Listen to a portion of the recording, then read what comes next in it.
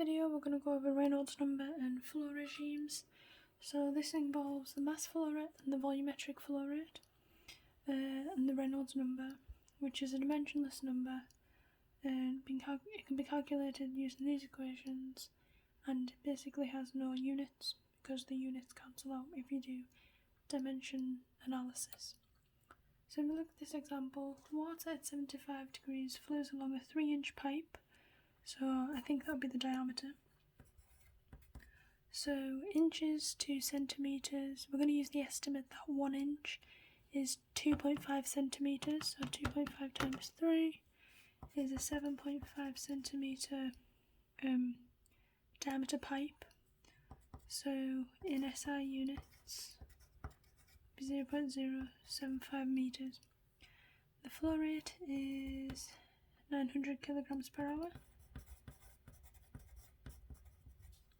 So usually we'll do 900 kilograms per second. So 900 divided by 3600, 0.25 kilograms per second. The density of water is at 75 is 975,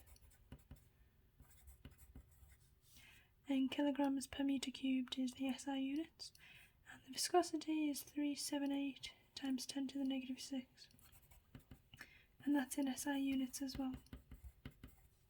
Calculate the Reynolds number. So looking at these equations, we can see this one can be used to calculate Reynolds number. So RE equals 4 times 0.25 divided by pi times 0.075 multiplied by viscosity equals 4 times 0.25 over pi times 0.075 multiplied by 378 10 to the negative 6. That gives you 11227.9. So from that Reynolds number, we can tell the flow is turbulent. We'll go over it more on the next page, but you can tell a lot of things by the Reynolds number. But we're just going to be calculating it for these examples.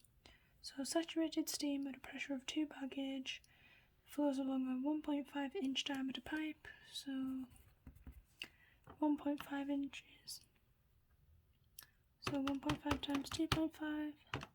So 3.75 centimetres. We just get everything in SI units.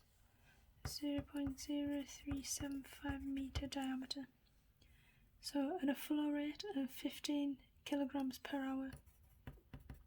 So we have 15 kilograms per hour per second.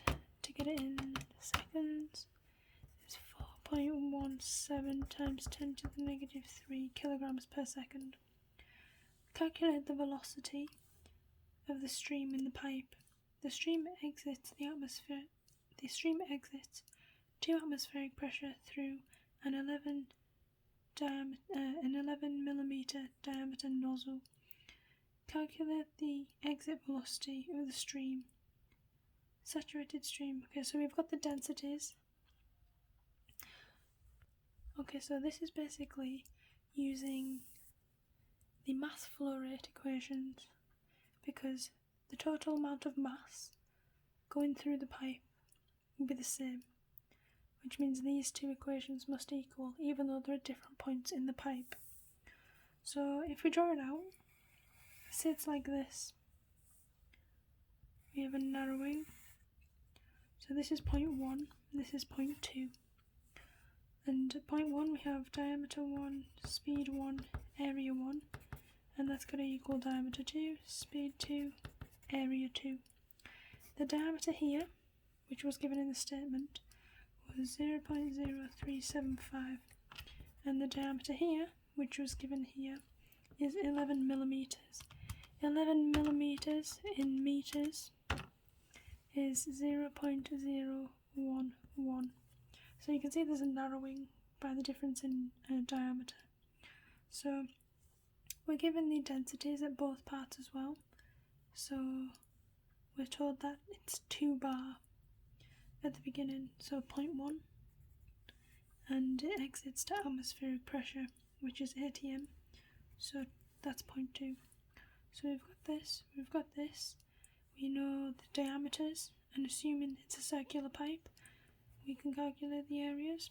So we just need to find out the speeds or the velocities denoted by u. So let's calculate the velocity of the steam in the pipe, and we're given the mass flow rate. So 4.17 times 10 to the negative 3 equals the density, so 1.63 times the area, so pi r squared, pi, and this is the diameter, so we'll find the radius, 375 over 2, pi r squared, and then times u. So we rearrange to find u. So u equals 4.1710 times 10 to the negative 3 over 1.63 times pi times 0.01875 to the power of 2. And so that gives you 2.32 meters per second of steam in the pipe. And now it also asks to calculate the exit velocity of the stream. So this is at this point, 0.2. So we can use the fact that we know U1, because we've just calculated it, and now use it to solve for U2. So U2 equals this entire half. So we have 1.63 multiplied by 2.32 multiplied by that area, which is pi 0.01875 squared over P2, rho 2 I should say, 0.6 multiplied by the area on this half, so pi r, which is 0.011 divided by 2, 5.510 to the negative 3 squared. Right, so we've moved them two to the bottom of this to isolate u squared, u2, which is what we're going to calculate. So 1.63 times 2.32 times pi times 0.01875 squared over 0.6 times pi times 5.510 to the negative 3, and we'll just put that in brackets because it's squared. That means the speed is 73.2 meters per second. Now that's very, very quick, so I'm not sure that will be realistic, but for the basis of the calculation, that's how you would get the other velocity. So if we look at the next page, we have the Reynolds number is used to identify the flow regime, which is what I mentioned on the first page. So we can identify between laminar flow, transitional flow, and turbulent flow with the corresponding ranges. So laminar flow is where the fluid flows in layers. Each fluid element has a defined path and they don't cross. So you can usually go Google search it. It's where the water is very clear and it doesn't look like there's water flowing, because all the elements are in a line, and so they don't cause any turbulence. So in turbulent flow, the fluid flows in irregular paths that cross, and this causes mixing, which is shown by here. So an example, calculate the Reynolds number and determine the flow regime for water 20 degrees flowing at 2 meters per second, and for air flowing at 20 meters per second along a 1-inch pipe. So this pipe is 1-inch diameter. So diameter equals 2.5 centimeters, which is 0.025 meters. So Reynolds number can be calculated by diameter times velocity times the density divided by the viscosity. So if we calculate the Reynolds numbers for both of these values, we have 0.025 multiplied by 0.001 multiplied by 1000 divided by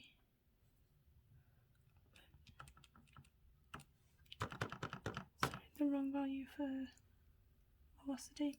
The velocity is 2, so 0.025 multiplied by 2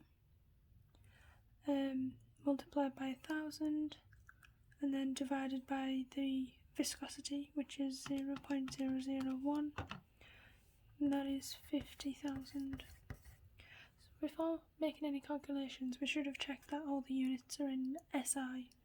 So luckily they are, or otherwise the calculation wouldn't be correct. So we can see that the Reynolds number for water is 50,000, and 50,000 is definitely above 4,000. That means this is turbulent flow. So if you do the same for air, we have Reynolds number equals diameter times velocity times density over viscosity. So we have 0.025 times 20 times 1.207 divided by 1.81 times 10 to the negative 5. So if we make that calculation, then we have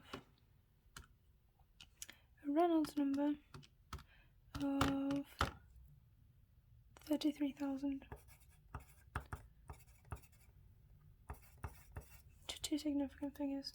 So that also means that we have turbulent flow. And that's it.